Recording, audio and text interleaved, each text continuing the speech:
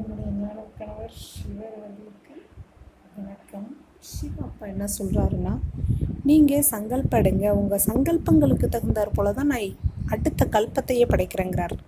அப்போது ஒருத்தவன் என்ன சொல்கிறான் அப்படின்னா, அவன் பொண்டாட்டி அவனை விட மூத்தவளாக இருக்கிறவளுக்கு நான் உனக்கு புல்லடி என்ன ஏண்டி காமத்தில் ஈடுபட வைக்கிற அப்படின்னு சொல்லி அவன் பொண்டாட்டி இதை தூக்கிட்டு மோவனை படுக்க வச்சு உன் மோவன் எப்படி பிள்ளையோ அது போல தானே நானும் உனக்கு புள்ளன்னு தீர்ப்பு கொடுக்கணும்.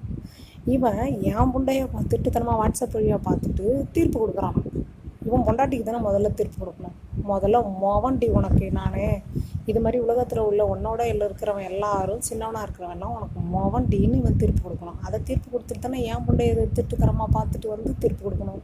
இல்லை புண்டையை உழுத்துட்டு பொண்டாட்டிக்கு தீர்ப்பு கொடுக்கணும். இதெல்லாம் தப்புங்கிறான். ஆனால் என் முண்டையை பார்க்குறது மட்டும் சரிங்கிறான். இதுக்கு பல பேர் காலில் விழுறான். இவன் நல்லவன் நிரூபிக்க நான் உதவிக்கு தான் திட்டுத்தனமாக வாட்ஸ்அப் வழியாக பார்க்குறேன் அப்படின்னு.